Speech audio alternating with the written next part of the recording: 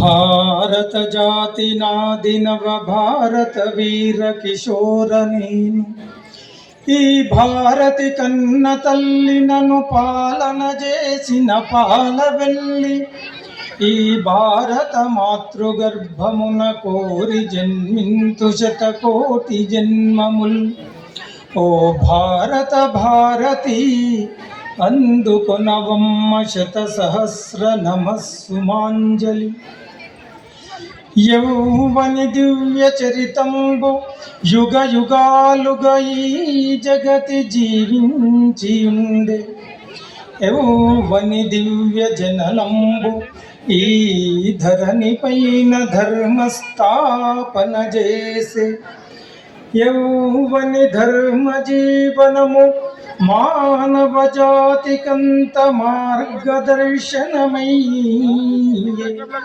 యౌవని దివ్య మంగళ స్వరూపమును గన దేవతలంత తపించిపోదురు యౌవని పరమ పవిత్ర నామగానము పరమేశుడు సైతము పరితపించు అట్టి ఈ కోదండ రాముని అట్టి మా అయోధ్య రాముని అట్టి నారాముని దివ్య చరణారవిందములకు నమస్సుమాంజలి ఘటించెదన్. भारत माता की जोर से बोलो, भारत माता की प्यार से बोलो, भारत माता की. यदा यदा हि धर्मस्य ग्लानिर्भवति भारत अभ्युत्थानमधर्मस्य तदात्मानं सृजाम्यहं परित्राणाय साधूनां विनाशाय च दुष्कृतां धर्म संस्थापनार्थाय संभवामि युगे युगे. ఎప్పుడెప్పుడు ధర్మానికి హాని కలుగుతుందో అధర్మం పేట్రేగిపోతుందో ఆయా సమయాలలో ధర్మ రక్షణ దుష్ట శిక్షణ చేయడానికి నేను అవతరిస్తాను అని చెప్పి పరమాత్ముడు చెప్పినట్టు ఆ దశావతారం ఆ కలికి దశావతారమే ఈ దేశాన్ని ఈ ధర్మాన్ని కాపాడడానికి వచ్చినటువంటి ఆ దశావతారమే ఆ కలికి అవతారమే రాష్ట్రీయ స్వయం సేవక్ సంఘ్ మిత్రులారా. ఆర్ఎస్ఎస్ శత జయంతి ఉత్సవ సందర్భంగా ఏర్పాటు చేసుకున్నటువంటి ఈ చారిత్రాత్మక హిందూ సమ్మేళనానికి విచ్చేసినటువంటి అతిరథ మహారథులు ఆహుతులు ఆహ్వానితులు ఆత్మీయ హిందూ బంధువులందరికీ ఈ సాయంకాల శుభాభినందనలు శుభాకాంక్షలు. సంఘటనం ఒక యజ్ఞం సమిదగమన జీవనం భరతమాత పాదాలకు మూవలం ఆమె మోము పైన చిరునవ్వులం గలగల పారే ఆ జలపాతం నిలిచిందా తన కోసం ఏనాడైనా మిలమిల మెరిసే ఒక అగ్నికణం మిగిలిందా తన కోసం ఏ క్షణమైనా తరతరాల భారతీయ తాపసులది మార్గం ఆత్మలో నివేదనం అమ్మకు నీరాజనం భూమి పొరలలో పురుడును పోసే రైతు రాసాడా తన పేరును ఏనాడైనా ఆ జన్మాంతం సేవలు చేసే తల్లి అడిగిందా ఆనవాలు ఏనాడైనా అనామికత సందేశం హైందవ జీవన సారం జనని జన్మ కారణం జన్మభూమి దీరుణం. అనామికత సందేశం హైందవ జీవన సారం. పేరు ప్రతిష్టలకు పాకులాడకుండా ఎవరు ఎక్కడ ఏం చేస్తున్నారో తెలియకుండా కుటుంబాలను బంధువులను వదిలివేసి ఈ దేశం కోసం ధర్మం కోసం మన ధన జీవన సర్వస్వాన్ని త్యాగం చేస్తున్నటువంటి వేలాది లక్షలాది మంది స్వయం సేవకులు మరి ఈ రాష్ట్రీయ స్వయం సేవక సంఘంలో హిందూ ధర్మాన్ని, మన దేశాన్ని, సమాజాన్ని కాపాడడానికి వారు చేస్తున్నటువంటి కృషి ఈరోజు అత్యంత వైభవోపేతంగా ఒక ఉత్సవంలాగా ఆట పాట మాటల త్రివేణి సంగమంగా అద్భుతంగా హిందూ సమ్మేళనం మనం జరుపుకుంటూ ఉన్నాం. మిత్రులారా, మాతృదేవో భవ, పితృదేవో భవ, ఆచార్య దేవో భవ, అతిథి దేవో భవ అన్నది ఆర్యోక్తి. అలాంటి దేశంలో వృద్ధాశ్రమాలు ఎందుకు పుట్టుకొస్తున్నాయి? తల్లిదండ్రులను మించిన వారు ఈ లోకంలో లేరని చెప్పి పార్వతీ పరమేశ్వరులకు ప్రదక్షిణ చేసి అగ్రపూజకు అర్హుడైనటువంటి వినాయక చవితి ప్రతి సంవత్సరం జరుపుకుంటూ ఉంటాం. తండ్రి కోసం రాజ్యాధికారాన్ని తృణప్రాయంగా త్యజించి ఆజన్మాంతం బ్రహ్మచారిగా ఉన్నటువంటి భీష్ముడు పుట్టిన నేల. తండ్రి మాట నిలబెట్టడానికి 14 సంవత్సరాలు అరణ్యవాసం చేసినటువంటి శ్రీరామచంద్రుడు ఉన్నటువంటి ఈ పవిత్రమైన భూమి. గుడ్డివారైనటువంటి తల్లిదండ్రులను కావడిలో మోసినటువంటి శ్రవణ కుమారుని చరిత్ర మనందరికీ తెలుసు. తల్లి దాస్య విముక్తి చేయడానికి అసాధ్యమైనటువంటి అమృతాన్ని తీసుకొని వచ్చిన గరుత్మంతుని పుట్టినటువంటి నేలలో కనిపించే దేవతలు కనిపించిన తల్లిదండ్రులు అని భావించాల్సిన ఈ దేశంలో ఎందుకు తల్లిదండ్రులను వృద్ధాశ్రమాల్లో వదిలిపెట్టాల్సిన పరిస్థితి వచ్చిందో మనం ఆలోచించాలి. అనురాగం ఆత్మీయత కసలు పేరు అమ్మా, ఓర్పునకు అర్పణకు ఆనవాలు అమ్మ, ప్రతి మనిషి పుట్టుకకే పట్టుకుమ్మ అమ్మ, ఈ లోకమనే గుడి చేరగా తొలి వాకిలి అమ్మ. అమ్మదనమున ఎంత కమ్మదనముందిరా, అమృతముకే ఆమె తీపి నేర్పిందిరా, ఆమె ఎదపై పడవలే ఎక్కి తొక్కిన, కరకు చేపలు డొక్కలో దూరి నిక్కిన, వంతెనలతో గొంతు నులిమి బాధించిన, ఆనకట్టల ఊపిరాడకే చేసిన, సస్య సంతానాలు ఎదిగి ఒదగాలని అని శుభముగా తలచి అనువనువు పొంగు, అమ్మదనమున ఎంత కమ్మదనముందిరా, అమృతముకే ఆమె తీపి నేర్పిందిరా. ఇలాంటి తల్లిదండ్రులను పూజించి సేవించి ఆరాధించి తరించవలసినటువంటి ఈ సనాతన ధర్మం ఎందుకు ఈ విధంగా వృద్ధాప్యంలో తల్లిదండ్రులను వృద్ధాశ్రమాలకు అడుగడుగున కనిపిస్తున్నాయి ఓల్డేజ్ హోమ్స్. ఇక 7 జన్మల బంధం 7 అడుగులు వేసి సప్తపది నడిసి పంచభూతాల సాక్షిగా ప్రమాణం చేసిన వివాహాలు ఎందుకు విడాకులు వైపు వెళ్తూ ఉన్నాయి? మిత్రులారా, హైదరాబాద్లో 3000 విడాకుల కేసులు, divorce cases are pending in exclusively only in Hyderabad. ఈరోజు మీరు గూగుల్ సెర్చ్ చేయండి. విడాకులు హిందూ ధర్మంలో ఆ మాటనే లేదు. కుష్ఠరోగం వచ్చినటువంటి భర్తను నెత్తి మీద పెట్టుకొని మోసింది సుమతి తల్లి. అహల్య ఘోరమైనటువంటి తప్పు చేసినప్పటికీ గౌతముడు విడాకులు తీసుకోలేదు, తర్వాత కలిసి సహజీవనం చేయడం జరిగింది. ఈ దేశంలో విడాకులన్న శబ్దము ఎక్కడి నుంచి వచ్చిందో అర్థం కాదు.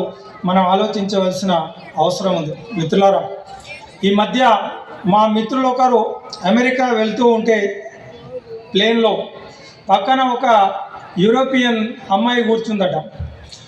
హనుమంత్ రెడ్డి గారు అని వాళ్ళ భార్య, ఆయన అమెరికా వెళ్తూ ఉన్నారు. అయితే వాళ్ళ భార్య నిద్రపోయింది. పక్కన ఉన్నటువంటి అమ్మాయి పరిచయం చేసుకుంటూ, ఎవరండి మీరు అని చెప్పి పరిచయం చేసుకున్న తర్వాత if you don't mind may I ask you, when did you get your first marriage అని అడిగినాను. మీ మొదటి పెళ్ళి ఎప్పుడైందని. ఈయనకు అప్పుడే గుండెలో బాంబు వేసినట్టు అయిపోయింది. మొదటి పెళ్ళి ఏంది, ఏదో సినిమాలో ఒక జోక్ ఉంటుంది, వాడు కవిత్వం రాస్తాడు, కావాలి మా చెల్లికి పెళ్ళి మళ్ళీ మళ్ళీ అని రాస్తే చప్పట్లు కొడుతుంటాడు. ఇది ఎక్కడ దరిద్రం ఆయన. మన దేశంలో పెళ్ళి అంటే 7 జన్మల బంధం, ఈ జన్మకే కాదు వచ్చే 7 జన్మలకు కూడా భార్యాభర్తలుగా మేమే ఉంటామని చెప్పి ప్రమాణం చేసి మనం పెళ్ళిళ్ళు చేసుకుంటే ఈ అమ్మాయి ఏంది ఇట్లా అడుగుతుందంటే అక్కడ ఉన్నటువంటి సంస్కృతి అది. ఈయన అన్నట అసలు నా జీవితంలో జరిగింది ఒకటే పెళ్ళి అమ్మ, మళ్ళీ పెళ్ళి అనేది ఉండదు, this is the only marriage that took place 50 years back అంటే. So since last 50 years you have been living with the same lady, ఈమెతోనే నువ్వు 50 ఏళ్ళ నుంచి ఎట్లా ఉంటున్నావు అని అడిగినారు. అంటే మిత్రులారా, అది భారతదేశానికి యూరోప్ ప్రపంచానికి ఉన్నటువంటి తేడా. కష్టం వచ్చినా సుఖం వచ్చినా కలిసి జీవిస్తామని చెప్పి పంచభూతాల సాక్షిగా ప్రమాణం చేసి మనం పెళ్ళిళ్ళు చేస్తాం తప్ప, అది ఎందుకు మరి ఆ విధంగా ఈరోజు పెళ్ళిళ్ళు విడాకుల వైపు పరిగెడుతున్నాయో మనం ఈరోజు ఆలోచించవలసిన విషయం ఉంది. ఎత్ర నార్యంతు పూజ్యంతే రమంతే తత్ర దేవత. ఇంకా ఒక జోక్ కూడా ఉంటుంది. యూరోప్లో ఈరోజు అమెరికా గురించి గొప్పగా చెప్పుకుంటూ ఉన్నాం మనం, కానీ అక్కడ ఉన్నటువంటి దారుణమైన పరిస్థితులు, more than 50% children are single survived with single parents. తల్లి ఉంటే తండ్రి ఉండడు, తండ్రి ఉంటే తల్లి ఉండదు. ఒక హిందూ ధర్మంలో తప్ప పెళ్ళిళ్ళు ఎక్కడ ఏ ధర్మంలో తీసుకున్నా అవన్నీ కాంట్రాక్ట్ మ్యారేజెస్. ఒక్క హిందూ ధర్మంలోనే పెళ్ళి అన్నది పంచభూతాలు భగవంతుని సాక్షిగా మనం 7 జన్మల బంధం అని చెప్పుకుంటాం. ఈరోజు ఈ విధంగా your children and my children are quarrelling with our children, ఇలాంటి దరిద్రమైన పరిస్థితి బయట ఉండొచ్చు, కానీ మన దగ్గర అలాంటిది ఉండదు. కానీ ఈరోజు ఆ విష సంస్కృతి ఈరోజు మనకు అక్కడక్కడ కనిపిస్తూ ఉండడం దారుణమైనటువంటి విషయం. ఎత్ర నార్యంతు పూజ్యంతే రమంతే తత్ర దేవత. ఎక్కడ స్త్రీలు గౌరవించబడతారో దేవతలు అక్కడ వసిస్తారు అన్నది ఈ భారత దేశం సనాతన ధర్మం. సీతమ్మ అశోకవనంలో కన్నీరు పెడితే లంక రావణ లంక సర్వనాశనం అయిపోయింది. కురుసభలో ద్రౌపదికి అవమానం జరిగితే కురు వంశం మొత్తం అంతరించిపోయింది. మిత్రులారా, ఆ విధంగా స్త్రీలను గౌరవించడం మన సాంప్రదాయం. రామాయణంలో సీతమ్మ అపహరించబడ్డ తర్వాత రామ లక్ష్మణులు సీతమ్మను వెతుక్కుంటూ ఋష్యముఖ పర్వతానికి వెళ్ళినప్పుడు సుగ్రీవుడు సీతమ్మ నగలు ఒకరు విమానంలో తీసుకువెళ్తూ ఉంటే ఆ అమ్మ ఏడ్చుకుంటూ మమ్మల్ని చూసి నగల మూట కిందికి పారేసింది, మీ సీతమ్మవేమో చూడండి అని చెప్పి నగలు తీసుకొచ్చి రాముని చేతిలో పెడతాడు. అప్పుడు రాముడు ఆ మాట వినగానే ఏడ్చుకుంటూ కళ్ళలో నీరు కారిపోతాయి. లక్ష్మణ, చూడు నాయన, ఈ నగలు మీ వదిన గారు చూడు అన్నప్పుడు లక్ష్మణుడు ఆ నగలన్నీ చూసి, అన్నగారు వీటిని నేను గుర్తించలేను, కానీ పాదాలకు ధరించే ఆభరణాలను మాత్రం చూసి గుర్తిస్తాడు. 14 సంవత్సరాలు సీతారాములకు సేవ చేస్తూ పక్కనే ఉన్నటువంటి లక్ష్మణస్వామి సీతమ్మను కాళ్ళ నుంచి పైకి చూడలేదు అంటే అది మన దేశంలో ఉన్నటువంటి సంస్కారం అండి. ఈరోజు అమ్మాయి కనిపిస్తే చాలు చిత్తగార్తులో కుక్కలాగా వెంటబడుతూ ప్రేమిస్తావా చస్తావా అని చెప్పి యాసిడ్ బాటిల్ పట్టుకొని తిరిగే సంస్కృతి ఎందుకు వస్తుంది? ఏం నేర్పిస్తున్నాం మనం పిల్లలకు? ఆ పిల్లలు కూడా ఒక తల్లికి పుట్టినటువంటి పిల్లలే అయినప్పుడు తల్లులు ఇంట్లో ప్రతి స్త్రీని గౌరవించాలి, చెల్లి తల్లిగా చూడాలి. వివేకానందుడు చికాగో మొదటి సమావేశంలో ఆయన 2 మాటలు చెప్తాడు. సాదర దృష్టితోడ జన సాగరమున్ పరికించి శారదాంబోధము గర్జనంబులిడు పోలిక పశ్చిమ కండ సోదరి సోదరులారై అంటూ తొలి సూక్తులు పలికెనలేదో భూరి సమ్మోద తరంగ చిన్నముల్ మ్రోగెసు మీ కరతాళనాదము. ఆయన చికాగోలో మొట్టమొదటిసారి సర్వమత సమ్మేళనంలో మాట్లాడినటువంటి 2 మాటలు. Sisters and brothers of America అనగానే 6,000 మంది డెలిగేట్స్ ఉదయం నుంచి సాయంత్రం వరకు విని విని విని విసిగిపోయినటువంటి వాళ్ళు ఏం మాట్లాడినారు అందరూ అంటే, సమతౌన్నత్యమే గాని విశ్వ జనతా సౌహార్ద సంపద్విధ రమణీయార్థము శాంతి బోధమునర్ప బూనడెవండు, అన్యమత ద్వేషమే గాని సర్వమతగమ్య ప్రేమ సిద్ధాంత రూపము రూపింపడెవండు అమ్మత సభా ప్రాజ్ఞ ప్రపంచంలో. ఎవరి గురించి వాడు గొప్పలు చెప్పుకోవడం తప్ప అందరి గురించి ఆ లోక కళ్యాణం గురించి మాట్లాడే మానవుడే లేడు అక్కడ. స్వామీజీ లేచి అందరు విసిగిపోయి ఇంటికి వెళ్ళాలనే తరుణంలో సిస్టర్స్ అండ్ బ్రదర్స్ అన్న రెండు మాటలకే 2-3 నిమిషాలు 6,000 మంది లేచి చప్పట్లు ఎందుకు కొట్టిండ్రు అంటే, ఇది కథ కాదు, సినిమా కాదు, జరిగినటువంటి ఒక వాస్తవ సంఘటన. వారు ఎల్కేజీ పిల్లలు కాదు. మరి ఎందుకు తర్వాత అడుగుతారు వివేకానందుని, మీరేమైనా ఇంద్రజాలం మహేంద్రజాలం ఇండియాలో బ్లాక్ మ్యాజిక్ ఉంటుందని వింటాం మేము, మీరేమైనా ఇంద్రజాలం చేసిందా? 6,000 మంది లేచి చప్పట్లు ఎందుకు కొడతారు? అదేమన్నా గొప్ప స్పీచ్ కూడా కాదు కదా. Sisters brothers, very simple 2 words, అందరికీ తెలిసిన మాటలు. ఆ 2 మాటలకు అంత స్పందన ఎక్కడి నుంచి వచ్చింది అంటే, అవి కేవలం 2 మాటలు కాదు, స్వామీజీ హృదయాంతరాల నుంచి ఉప్పొంగినటువంటి ప్రేమాభిమానాలు. అంతేకాదు మిత్రులారా, మొత్తం భారతదేశం యొక్క సంస్కృతి సాంప్రదాయాలను ప్రతిబింబించే 2 మాటలు. ఈ దేశంలో ప్రతి స్త్రీని తల్లిగా చూస్తాం. అంతకుముందు మాట్లాడిన వాళ్ళంతా లేడీస్ అండ్ జెంటిల్మెన్.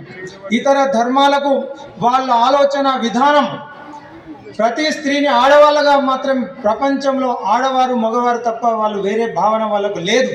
కానీ భారతదేశంలో ప్రతి స్త్రీ అంటే ఒక తల్లి. అందుకనే పేర్లు కూడా సుశీలమ్మ, రాములమ్మ, ఇట్లా అమ్మ అని ఉండేది. ఎవడైనా సుశీలమ్మ అని పిలిచిన తర్వాత, అమ్మ అన్న తర్వాత ఎంత దుర్మార్గుడైనా చెడ్డ ఆలోచన మనసులో రాదు. వాళ్ళేం తెలివి తక్కువ వాళ్ళు కాదు. వెనకటికి ఈరోజు మనం ఆధునిక నాగరికత ప్రభంజనంలో పడి కొట్టుకుపోతూ పింకీ, సోని, టింకు అని దిక్కుమాలిన పేర్లు పెట్టుకుంటూ ఉన్నాం తప్ప వాళ్ళది శాస్త్రీయమైనటువంటి దృక్పథం అది మర్చిపోవద్దని స్వామీజీ గొప్ప భారతీయ సనాతన ధర్మాన్ని అక్కడ మనకు తెలియజేయడం మనం ఈ సందర్భంగా గుర్తు చేయాల్సినటువంటి విషయం మిత్రులారా. ఆ విధంగా ఈరోజు 4,88,00,000 కేసులు భారతదేశంలో స్త్రీల పైన, డైవర్స్ పైన పెండింగ్ ఉన్నాయంటే ఎంత కుటుంబ వ్యవస్థ ఎంత ప్రమాదంలో ఉన్నదో మనం ఆలోచించవలసిన అవసరం ఉంది మిత్రులారా. ఇక తల్లిదండ్రులు వాళ్ళ జీవిత ఆశలు, పిల్లల కోసం కంటికి రెప్పలా కని పెంచినటువంటి పిల్లలు వాళ్ళ కళ్ళ ముందే వాళ్ళని ఎదిరించి మతాంతర వివాహాలు చేసుకుంటూ ఉంటే తలడిల్లిపోతున్నటువంటి తల్లిదండ్రులు ఎంతోమంది ఉన్నారు. మనం చూస్తూనే ఉన్నాం.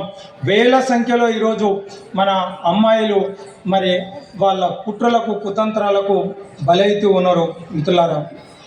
ఈ విధంగా ఈరోజు నిన్న మొన్న పేపర్ చూస్తే అమెరికా ట్రంప్ మహానుభావుడు India and China are the hell hole of this world అని చెప్పి ఒక దుర్మార్గమైనటువంటి కామెంట్ చేసింది. భారతీయులు కడుపుతో ఉన్న భారత స్త్రీలు అమెరికా వచ్చి పిల్లలను కని అమెరికా పౌరసత్వం పొందడానికి అంటే భారత జాతిని అవమానపరిచే విధంగా వాడు కామెంట్ చేస్తూ ఉన్నాడు. ఏం పట్టింది మన దేశానికి? ఎందుకు ఈ దుస్థితి?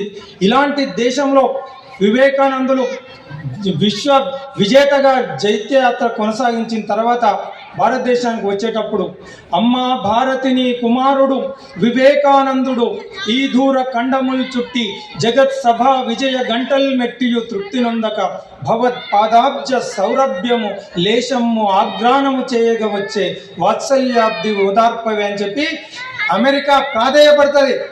పెద్ద పెద్ద యూనివర్సిటీలు నీకు పీఠాధిపత్యం ఇస్తాం, మా యూనివర్సిటీలో పనిచేసి నడిపేయమని వివేకానందుని బ్రతిమిలాడితే కూడా అమెరికాలో ఉంటూ ఆయన ఒక సందర్భంలో ఏడుస్తాడు. ఒకరి ఇంట్లో గెస్ట్గా ఉంటాడు. ఇంద్రభవనం లాంటి ఇంట్లో ఉండి రాత్రిపూట ఎక్కెక్కి ఏడుస్తూ ఉంటే వాళ్ళు డోర్ కొడతారు. ఏమైంది స్వామీజీ, ఆరోగ్యం దెబ్బతిన్నదని.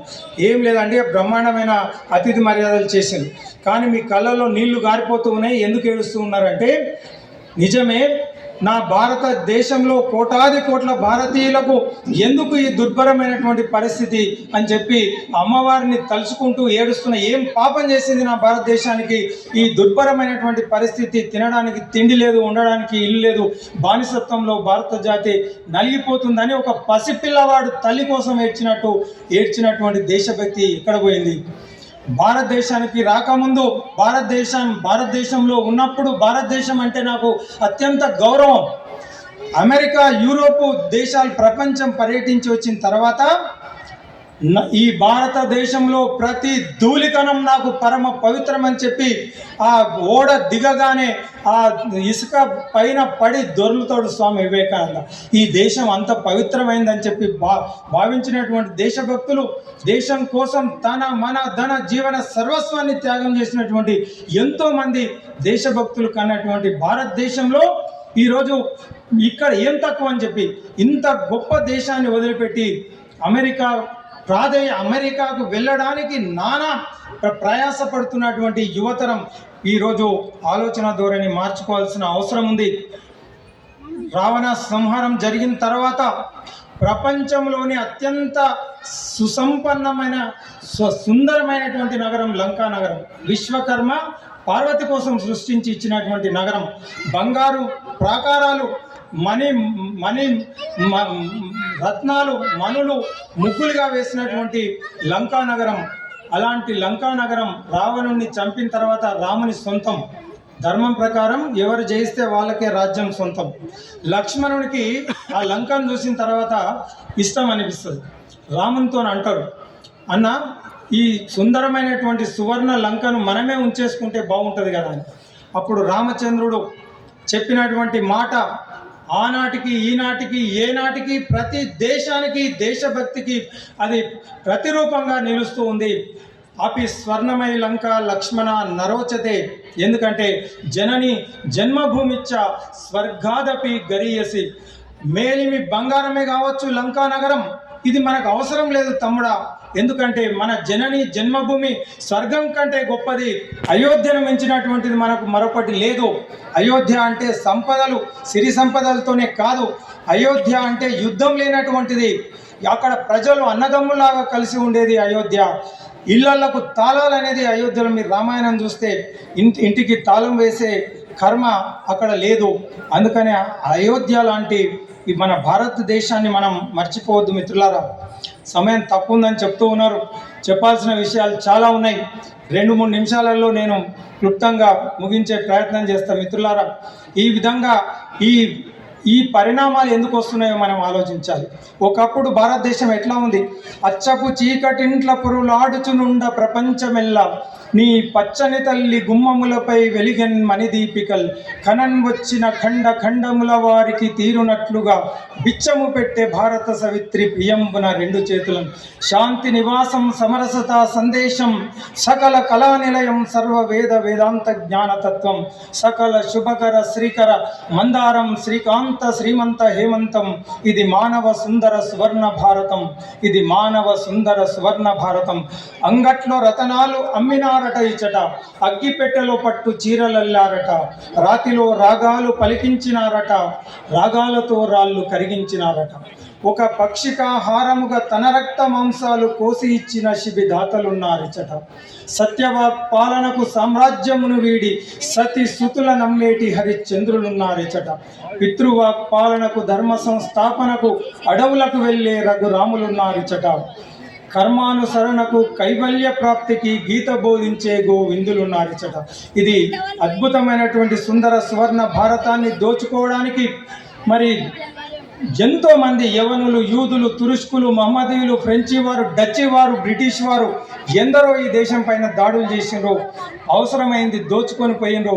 కొందరు ఈ జాతి జీవన స్రవంతిలో కలిసి అపురూపమైన మన సంస్కృతి సాంప్రదాయాలను మంటగలిపే ప్రయత్నం చేసిన మిత్రులారా. అయినా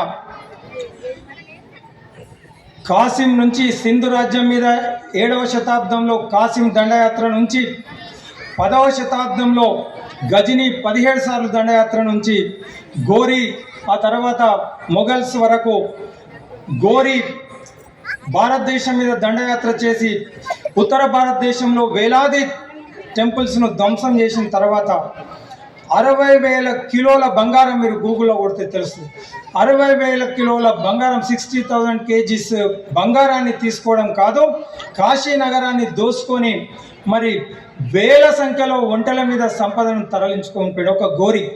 ఇట్లా వేల మంది దండయాత్రలు చేసి ఈ సుందర సువర్ణ అంగట్లో రతనాలు పోసినటువంటి రత్నగర్భ జగద్గురువు భారతదేశాన్ని దోచుకున్న వాళ్ళు ఎంతోమంది అయితే, మరి మనకు తగాదాలు సృష్టించి విభేదాలు కల్పించి జాతిని నిర్వీర్యం గావించి తమ కబంధ హస్తాలలో బంధించి 600 సంవత్సరాలు ముస్లింలు, 200 సంవత్సరాలు బ్రిటిష్ వాళ్ళు మనల్ని వాళ్ళ కబంధ హస్తాల్లో బానిసలుగా పరిపాలించినప్పటికీ ఈ దేశం ఈ సంస్కృతిని మార్చలేకపోయారు. కేవలం కొన్ని సంవత్సరాల్లో ఈరోజు పర్షియా ఇరాన్గా ముస్లిం దేశంగా మారింది. కొన్ని యూదులు క్రైస్తవ దేశాలుగా మారినాయి. క్రైస్తవులు తర్వాత ఇస్లాం దేశములుగా ప్రపంచంలో మారినరు.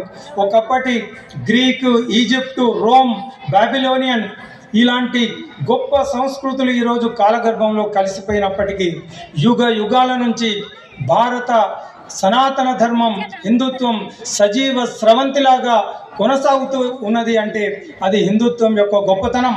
హిందుత్వం అంటే ఒక మతం కాదు, ఇది ఒక జీవ విధానం. మనం